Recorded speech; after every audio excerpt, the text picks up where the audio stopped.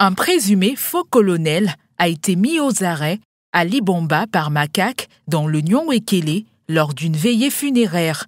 Le dénommé Ndongo Yves est accusé de port illégal, de la tenue militaire et de trafic d'ivoire et de viande boucanée. D'après ses propos, il aurait été entraîné dans cette situation par un lieutenant-colonel qui lui aurait offert un uniforme militaire et des galons, sollicitant son aide afin de mettre la main sur un réseau de trafic d'ivoire. Une version de l'histoire qui sera changée à maintes reprises par ce hors-la-loi. Je me suis retrouvé avec le lieutenant qui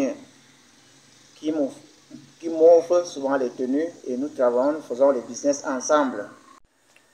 Ce que je traite souvent avec le lieutenant, c'est comme je suis du sud, il m'avait dit il entend souvent qu'il y a le trafic des ivoires à Djoum.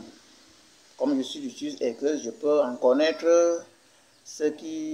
comment ça se passe là-bas et qu'il voulait aussi de la viande boucanée. Je lui ai fait comprendre que les choses comme ça ne sont pas faciles. Parce que nous-mêmes, les gars du sud, nous avons aussi les tuyaux. Mais il faut marcher peut-être 50 km pour arriver à la forêt du Congo-Cameroun pour pouvoir être en position de ces choses-là. Il m'a dit, là n'est même pas un problème. Si vous êtes un homme posé, on peut travailler ensemble. En plus, il m'a amené dans son service, il travaille à la DJM, Direction de la Justice Militaire, MINDEF, jusqu'à m'amener chez lui, devant sa femme.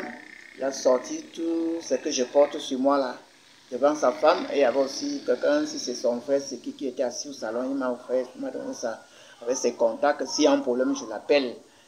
Plus tard, il fera la connaissance de la dénommée Ngotam Thérèse, qui va le convier au deuil de son grand-père dans la Dibamba. Malheureusement, pour notre faussaire, qui ne passera pas inaperçu par certaines autorités locales, et immédiatement, l'adjudant-chef-major Camo Fabrice, commandant de brigade de Makak, sera alerté par le colonel Samik qui signalera le faux militaire. Par la suite, il se rendra avec ses éléments sur le lieu du deuil et interpellera le dénommé Ndongo Yves.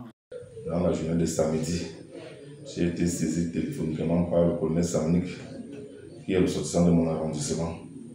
Un certain monsieur a été appréhendé au niveau du village Libamba par le colonel Sommet, commandant en second de la CEMIL. Immédiatement, j'ai dépêché les éléments sur les lieux. Effectivement, on a trouvé un certain monsieur qui s'est présenté comme monsieur Ibo Blaise, arborant la tenue militaire avec le grade de colonel. Nous l'avons emmené ici à la brigade. Et puis ce jour, nous avons fait plusieurs auditions parce que c'est un mythomane, il manque trop. Après palpation et fouille, nous avons trouvé un titre royal sur lui qui portait le nom de Ndongo Yves. On a essayé de lui demander exactement quelle est son identité, puisqu'il ne portait pas de carte d'identité sur lui. C'est là qu'il a reconnu qu'il s'appelle Ndongo Yves, sortissant de San-Mélima. Jusqu'à présent, nous sommes encore en train d'effectuer les enquêtes. Après son arrestation, il passera aux aveux et déclarera être le copain de la dénommée veuve Ngotam Thérèse et que tous deux font partie d'un trafic d'ivoire, d'éléphants et de viande boucanée. Donc actuellement, j'ai fait la connaissance de Ngotam Thérèse. Et elle aussi, c'est une fille qui fait les business, une fille Bassa, et qu'elle m'a introduit, demandé de l'accompagner pour le deuil de son grand-père à Limbamba. Et je me suis retrouvé à Libamba avec cette famille et j'ai été appréhendé par la gendarmerie de Makak. Une version qu'il changera encore et la concernée refusera de se prononcer sur ce problème. Toutefois, l'affaire a été transférée au tribunal militaire et les enquêtes se poursuivent afin de faire la lumière sur cette sombre affaire.